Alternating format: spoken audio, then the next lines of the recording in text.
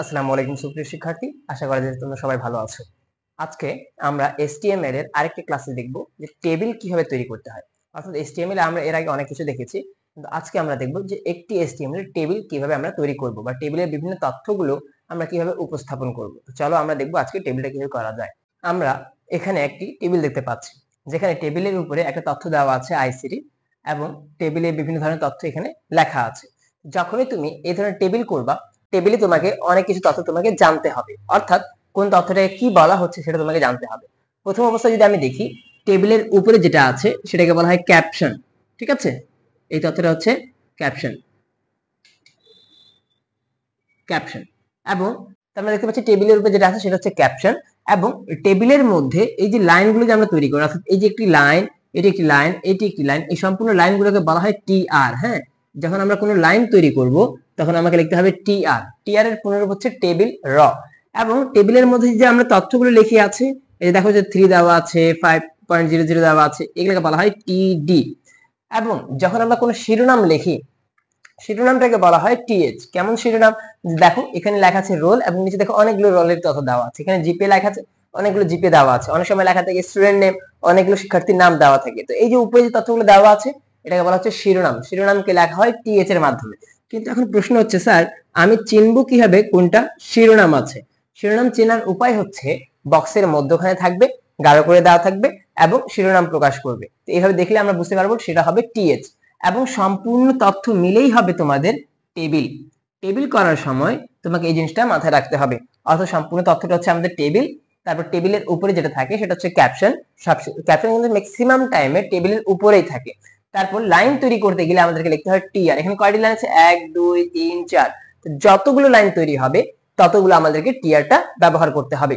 TR ব্যবহার করার পর আমাকে জানতে হবে যে প্রত্যেকটা তথ্য আছে এই তথ্যগুলোকে বলা হয় টিডি, এবং যেটা শিরোনাম আছে সেগুলোকে বলবো আমি টিএইচ। তাহলে একটা টেবিল করতে গিয়ে আমাদেরকে এই তথ্যগুলো মনে রাখতে হবে। আশা করা যায় আমরা এতটুকু বুঝতে পেরেছি।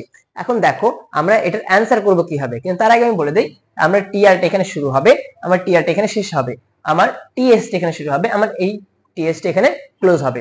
মাথায় রাখবা প্রত্যেকটি বক্সের জন্য টিডি অথবা টিএইচ লিখতে হয়, প্রত্যেকটা ইন্ডিভিজুয়াল বক্সের জন্য। তাহলে এখানে এক একটা বক্সের জন্য আমি টিএইচ লিখতে পারি, না হলে আমরা টিডি লিখতে পারি। আশা করা যায় এতটুকু আমরা বুঝতে পেরেছি। এখন দেখবো আমরা কিভাবে টেবিলটা তৈরি করা যায়। আচ্ছা, এখানে কিন্তু আমরা একটা টেবিল দেখতে পাচ্ছি। টেবিলের উপরে একটা ক্যাপশন দেওয়া আছে এইচএসসি, এবং রোল এবং জিপি টেবিল হেডার আছে, এবং 1 2 5 এবং 4.92 এগুলো আমাদের তথ্য আছে। তো এই টেবিলটার কোডিং করতে গেলে তোমাকে প্রশ্ন করা হবে প্রথমে উদ্দীপকটির HTML কোড লেখো। যখন তোমাকে এই ধরনের প্রশ্ন করবে যে উদ্দীপকের HTML কোড লেখো, সেক্ষেত্রে তোমাকে প্রথমে সাধারণত HTML থেকেই শুরু করতে হবে। আমরা জানি যে কোনো HTML কোডিং করতে গেলে আমাদেরকে HTML লিখতে হয়। এবং এখানে কোনো প্রকার আমি হেড সেকশন দেখতে পাচ্ছি না, তাহলে আমরা হেড চাইলে ওপেন এবং ক্লোজ করতে পারি, অথবা আমরা সরাসরি বডির মধ্যেও চলে আসতে পারি। বডি লেখার পর এখানে আমরা দেখতে পাচ্ছি ক্যাপশন দেওয়া আছে। এখন ক্যাপশন আমরা কাকে বলি? যার মাধ্যমে টেবিলের অতিরিক্ত তথ্য প্রদান করা হয় তাকে ক্যাপশন বলে। তো আমরা এখানে লিখব ক্যাপশন, তারপর লিখব এইচএসসি, ক্যাপশন ক্লোজ। মাথায় রাখবা ক্যাপশন কিন্তু আমার এখানেই শেষ হয়ে গিয়েছে, এই জন্য আমি ক্যাপশন ক্লোজ করে দিয়েছি। তারপর আমরা টেবিলের মধ্যে আসছি। টেবিলের মধ্যে আসলে তুমি প্রথমে লিখবা টেবিল। এখন দেখো আমি টেবিল যখন লিখলাম তো আমার টেবিলের ফরম্যাটটা হয়ে গিয়েছে, কিন্তু টেবিলের মধ্যে দেখো তো এই দাগগুলো দেওয়া আছে না, এই দাগগুলোকে বলা হচ্ছে বর্ডার। এই দাগগুলোকে বলা হচ্ছে কি? বর্ডার। তো টেবিলের সাথেই আমাকে লিখতে হবে বর্ডার। বর্ডার। আচ্ছা, আমি যদি বর্ডার না লিখি তো আমার সমস্যাটা কি হবে? বর্ডার না লিখলে মনে করো তোমার ফলাফলটা দেখাবে কিছুটা এরকম করে, রোল জিপিএ 1 2 5 4.92 এরকম করে আমার দেখাবে, কোনো প্রকার ক্ষোভ হবে না। ঠিক আছে, এই ধরনের আমি দেখতে পারবো। দিনাজপুর বোর্ড 2017 এর মধ্যে আমরা দেখবো ওখানে টেবিল দেওয়া আছে কিন্তু বর্ডার আর ভ্যালু কিন্তু দেওয়া নেই। হ্যাঁ, উদ্দীপকে কিন্তু এটা দেওয়া ছিল। তো আমরা টেবিল লিখলাম, টেবিলের সাথে বর্ডার কিন্তু চলে আসলো। এখন কথা হচ্ছে বর্ডারের মান কত দিব? বর্ডারের মানটা কত দিব? বর্ডারের মান তোমার উপর নির্ধারণ করে, তুমি যত ইচ্ছা তত দিতে পারবে, কিন্তু শর্ত হচ্ছে 1 থেকে 100 এর মধ্যে থাকতে হবে। কিন্তু সাধারণত আমরা 1 বা 2 ব্যবহার করে থাকি। মাথায় রাখবা যদি আমি এখানে 1 লিখি এই দাগটা চিকন হবে, আমি যদি এখানে 5 করে দেই এই দাগটা যে আছে এই দাগটার পুরুত্বটা বৃদ্ধি পাবে, অর্থাৎ থিকনেস যেটা আছে সেটা কিন্তু এখানে বৃদ্ধি হবে। তো আমি এখানে টেবিল ইকুয়াল বর্ডার লিখলাম, টেবিল বর্ডার ইকুয়াল ভ্যালু দিলাম, দেওয়ার পর আমরা টেবিলের কাজটা শুরু করব। এখন দেখতে পাচ্ছি এখানে কয়টি লাইন আছে? তিনটি লাইনের কাজ করে আছে। মাথায় রাখবা, HTML এ টেবিল কখনো নিচের দিকে কাজ করে না, অর্থাৎ কলাম বরাবর কাজ করে না, টেবিল সর্বদা র বরাবর কাজ করে। তাই প্রথম রটা তৈরি করার জন্য আমরা TR লিখবো। TR লিখলে আমার প্রথম লাইনটা তৈরি হয়ে যাবে এবং TR ক্লোজ করলে আমার প্রথম লাইনটা শেষ হয়ে যাবে। ঠিক আছে, এখন প্রথম লাইনে কি দেওয়া ছিল? রোল এবং জিপি লেখা ছিল। আমরা জানি যেটা বক্সের মধ্যখানে থাকে, গাঢ় করে দেওয়া থাকে এবং শিরোনাম প্রকাশ করে, সেটাকে আমরা টেবিল হেডার বলে থাকি। তাহলে আমি রোলের জন্য কি লিখবো? TH রোল, TH টা ক্লোজ করব। ঠিক একই ভাবে TH GPA TH টা ক্লোজ করব। তাহলে আমরা বলতে পারছি ইন্ডিভিজুয়াল এক একটি বক্সের জন্য আমরা TH অথবা TD ব্যবহার করতে পারি। তাহলে এখানে শিরোনাম ছিল, এই জন্য আমরা লিখলাম এখানে TH লিখলাম, এবং এর পরের লাইনে যখন আমি, দেখো লাইন আমার শেষ হয়ে গেছে, আমরা TR টা ক্লোজ করে দিলাম। এর পরের লাইনে যখন আমি আসবো, আমরা কি করব? আবার TR টা ওপেন করব। TR ওপেন করার পর এখানে দেখতে পাচ্ছি একটা তথ্য দেওয়া আছে। আচ্ছা, তথ্যগুলো কিন্তু সর্বদা বক্সের বাম দিকে চাপায় দেওয়া থাকে। ঠিক আছে, কোন তথ্য যদি বাম দিকে চাপায় দেওয়া থাকে সেটাকে আপনারা TD বলতে হবে। তাই আমরা লিখলাম TD, লেখার পর লিখলাম 1, TD টা ক্লোজ করলাম। এখন এটার পর আমি এটাতে আসবো, তো আমি আবার লিখলাম TD 5.00, TD টা ক্লোজ করলাম। এখন কেউ যদি বলে স্যার আমাকে কি এইভাবে চাপায় লিখতে হবে? জরুরি না, এটা জাস্ট খাতাতে সুন্দর দেখাবে, এজন্য আমি চাপায় লিখেছি। তোমরা পরীক্ষা কিন্তু এই চাপায় না লিখলেও হবে, তুমি পাশাপাশিও লিখতে পারবে। আমি পূর্বেই বলেছিলাম HTML এর কোনো বাধ্যবাধকতা নেই, তুমি TR এখানে ক্লোজ করছি, এখানে চাইলে তুমি TR টা ওপেন করতে পারবে। ঠিক একই ভাবে আমরা এখানে তারপর TD লিখে আমরা TD ক্লোজ করতে পারতাম, আবার TD লিখে আবার TD ক্লোজ করতে পারতাম। তারপর আমরা কি করব? TR টা ক্লোজ করব। আশা করা যায় এতটুকু তথ্যটা বুঝতে পেরেছি। এখন আমি দ্বিতীয় লাইনে আসলাম। দ্বিতীয় লাইনে যখন আমি আসলাম, আমি আবার TR ওপেন করব।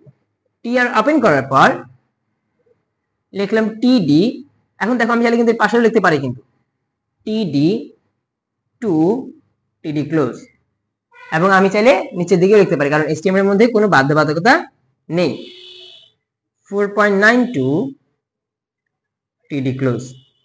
লাইন শেষ হয়ে গেছে, আমরা কি করব? TR টা ক্লোজ করব। কেন TR ক্লোজ করব? কারণ আমি পূর্বের দিকেই বলেছিলাম যে কোন লাইন যদি শুরু হয় তাহলে TR থেকে শুরু হবে, লাইনের সমাপ্তি হলে TR টা ক্লোজ হবে। এখন বক্স যত ইচ্ছা ততগুলো বক্স দেওয়া থাকে, সেটা থেকে আমার কোনো সমস্যা হবে না, কিন্তু আমরা লাইন শুরু করলে কি করব? TR ওপেন করব এবং লাইন শেষ হলে TR টা ক্লোজ করে দিব। খুব ভালো। এখন দেখো আমরা টেবিলটা আমাদের শেষ হয়ে গিয়েছে, টেবিল শেষ হলে আমরা টেবিল ক্লোজ করব। এখন অনেকের মনে প্রশ্ন আসছে, স্যার বর্ডার কেন ক্লোজ হয়নি? বর্ডার হচ্ছে অ্যাট্রিবিউট, বর্ডার ক্লোজ হয় না, শুধুমাত্র আমাদেরকে টেবিলটা মাথায় রাখতে হবে। দেখেন আমি এখানে টেবিল শুরু করেছিলাম, টেবিল লিখেছি এবং এখানে আমরা টেবিলটা ক্লোজ করেছি। তারপর আমরা আমাদের সম্পূর্ণ কাজ কিন্তু শেষ হয়ে গিয়েছে, এই জন্য আমরা বডি ক্লোজ করব এবং সর্বশেষে আমরা HTML টা ক্লোজ করে দেব। আশা করা যায় এতটুকু তথ্য তোমরা বুঝতে পেরেছো। আমি এই তথ্যটাকে আরেকবার যদি উপস্থাপন করি, প্রথমে আমি HTML লিখলাম, HTML লেখার পর আমি বডি লিখলাম, কারণ এখানে হেডলাইন ছিল না।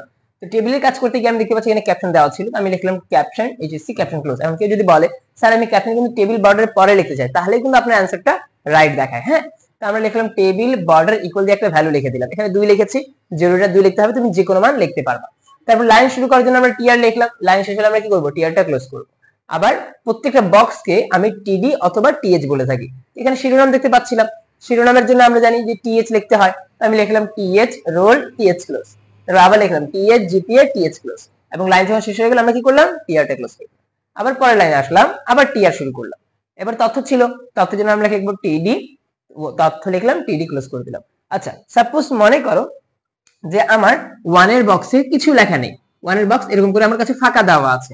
যদি কোনো বক্স ফাঁকা থাকে, তাহলে 1 এখানে আছে না, 1 এর বক্স যদি মনে করো ফাঁকা আছে, তুমি চাইলে TD ওপেন করে তুমি TD এভাবে ক্লোজও করে দিতে পারো, অথবা ফাঁকা সেলের জন্য যেটা লিখতে হয় %, NBSP নন ব্রেকিং স্পেস। ঠিক আছে, এই ধরনের তথ্য আপনাকে মনে রাখতে হবে। কোন ফাঁকা বা স্পেস যদি আমরা ব্যবহার করতে চাই, সেক্ষেত্রে আমাকে লিখতে হবে %, NBSP।